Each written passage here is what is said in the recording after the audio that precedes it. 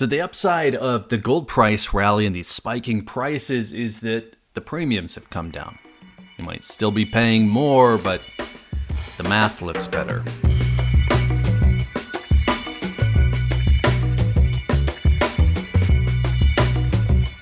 Fractional gold gets a bad rap. With premiums well above those of 1 ounce coins, it seems like maybe it makes more sense to just save up and only buy when you can afford a full ounce.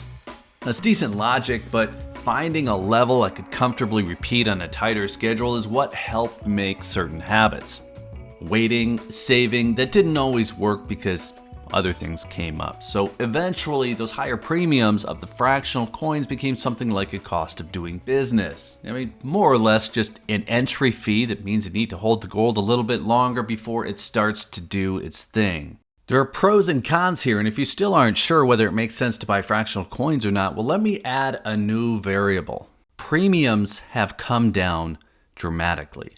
Now, some of what I'm about to get into is very specific. It's going to be specific to the current time frame, and in one case, it'll even be specific to a certain seller. But let's not get too caught up in that. I'm just using premium examples here as proof of this wider idea that premiums are dropping. So let me just tell you about my bias quick. Summit Metals, they're a sponsor. They currently have the lowest prices that I'm aware of. I'm going to reference a few in a minute, but I would probably reference them first regardless, just because of that relationship. That's, I guess, a win-win. Summitmetals.com.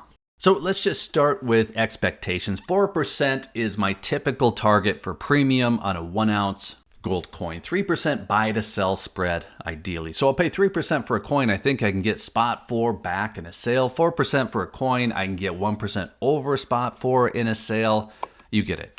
That's been a pretty solid rule of thumb most of the time that I've been stacking. Now, prices did get a little crazy in the early 2020s, but those premiums have now come back down. For a 1/4 ounce coin, I know that I need to spend more, so 7% is my target. The buy to sell spread there, it's a little bit harder to go off because my local shops really don't differentiate if they're buying back. So I get the same for a 1/4 ounce coin as I'd get for a 1 ounce coin. Now, the reason I don't get into that a whole lot is that I know that I can get more in a private sale, but for the sake of comparison, let's just say I'd be happy with a 6% buy to sell spread. Now, 6%, that's already enough to explain the problem with buying smaller coins. I'll be paying 2% more to get the same amount of gold. Now, I could save up, I could buy a 1 ounce coin every 4 months, paying 4% premium, or I could buy quarters monthly and rack up 2% more in extra premiums. That's to hit that monthly buying cadence. Now, I was okay with that 2% extra for years and years, and then 2020 hit, everything changed. Premiums spun out of control. We were seeing American Gold Eagles in the 1 ounce form at 7% or higher, and the 1/4 ounce form 14% and higher, and paying 7% more just to maintain that comfortable buying level, monthly cadence. That was too much. I switched almost entirely to 1 ounce coins. Well, now we're seeing those premiums come back down, so all the pros of buying fractional are the same as they've always been, but the cons have become far less significant. Now that's for quarters. Let's go smaller.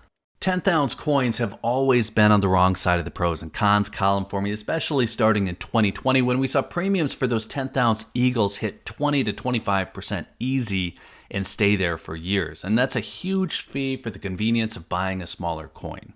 The number I would have said that at least makes them worth considering is about 13%. Now that's still high, but that was what I was used to seeing before these premium spikes hit in 2020. Now if I had to choose between buying a 10th ounce coin monthly for 13% over spot or waiting and buying quarters every few months at 7% spot, well, I would have waited to buy the quarters personally.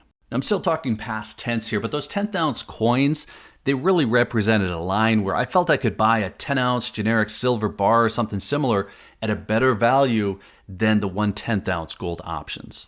Now, these aren't any kind of rules, these are just feelings. It's where I got comfortable having been buying for about a decade. But I'm a practical guy, and that's where those feelings have come from. Fractional Eagles in particular went crazy for a few years, and you had to look at Maples, maybe Britannias, just to have options in that time. Like I mentioned, though, all of this seems to have changed recently, and this might be a crazy one-off thing because this is the lowest I've seen it in a long time, but Summit Metals is selling 1/4 ounce Eagles for 6%, one 10th ounce Eagles for 10, and 1 ounce Eagles random date for 2%.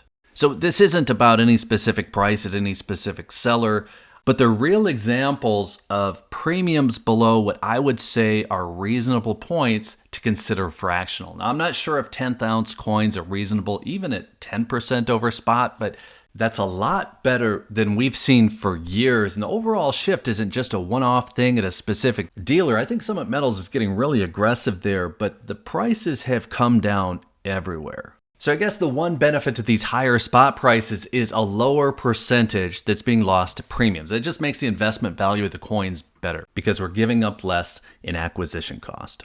This is great for everyone. If you're already comfortable with the price of a 1 ounce coin, there'd be no reason to switch to fractional. That 2%, that's kind of a wild deal. Probably not something to expect all the time. But the takeaway here is just that we're losing a lot less to premium. And if you're holding off because $3,500 is too much for one single gold coin, well, the lower overall cost of fractional is a lot more attractive when you're not losing more to buy a little less. So let's call it good there. Let us know what you think. Are you buying fractional, or do you still think those premiums are too high? Just save, wait, buy the 1 ounce.